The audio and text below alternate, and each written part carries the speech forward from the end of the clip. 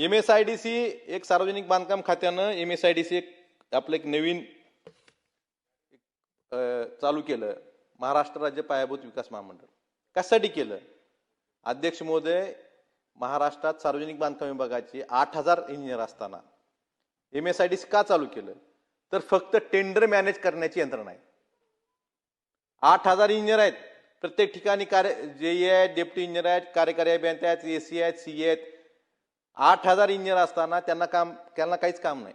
एका ठिकाणी मुंबईत ऑफिस, प्रत्येक विभागाला 1 किंवा 2 कार्यकारी अभियंता. जवळपास सध्या रस्त्याची 37,000 कोटीची कामं सध्या चालू आहेत. आणि ती रस्त्याची कमी कामं म्हणून परत जे ऊसतोड ऊसतोड जे कामगार आहेत त्यांच्यासाठी जे हॉस्टेल आहेत, वसतिगृह बांधव, ती पण कामं घेतली यांनी. काही मेडिकल कॉलेजची कामं जी खरं तर केंद्र सरकारच्या नियमानुसार सेंट्रल गव्हर्नमेंटच्या PSU मार्फत झाली पाहिजेत, ती कामं स्वतःनीच घेतली. बरं, यांच्याकडे कर्मचारी किती?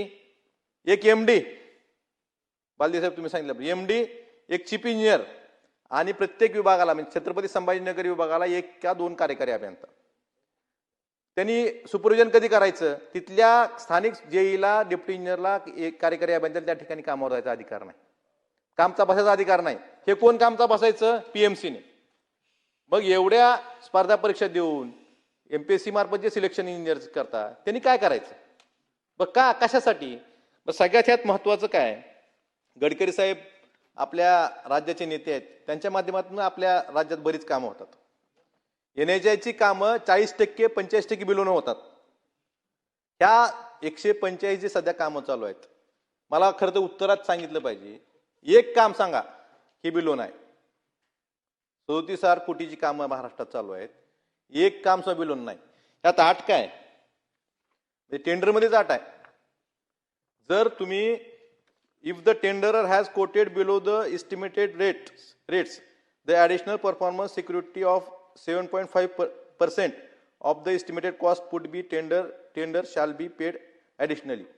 म्हणजे जर तुम्ही बिलोनं टेंडर भरलं तर 7.5% ची बीजी तुम्हाला द्यावी लागणार. म्हणजे यातून काय सांगायचं? एका बाजूला मुख्यमंत्री सुशासनाच्या गोष्टी करतात, सुशासन आहे म्हणतात, दुसऱ्या बाजूला आपण आबावनं टेंडर देणार नाही म्हणतात. मग MSIDC साठी ही अट का लावली? म्हणजे बिलोनं टेंडर भरलं तर तुम्हाला 7.5% बीजी द्यावी लागेल. हे तुमचं सुशासन आहे का? हे तुमचे राज्याला पैसा नाही म्हणतात, विकास कामासाठी पैसा नाही म्हणतात. संपवतो 5 मिनिटात, संपवतो. ऐका तरी, ऐकून घ्यायची क्षमता ठेवा साहेब. 7.5% बोलतो कमी बोलतील ते.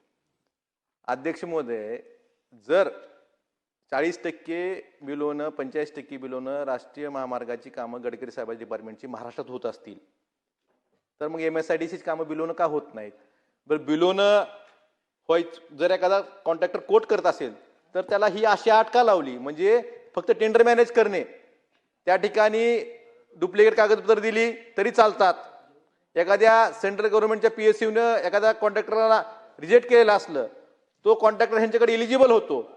त्यामुळे अध्यक्ष महोदय, माझी विनंती आहे, ऐकून जावा, तुमचा एक विषय शेठ जाताल ना. अध्यक्ष महोदय, ही जी MSIDC आहे ही फक्त तिथं म्हणजे चीफ इंजिनियर आहेत का कलेक्शन इंजिनियर आहेत हे कळत नाही.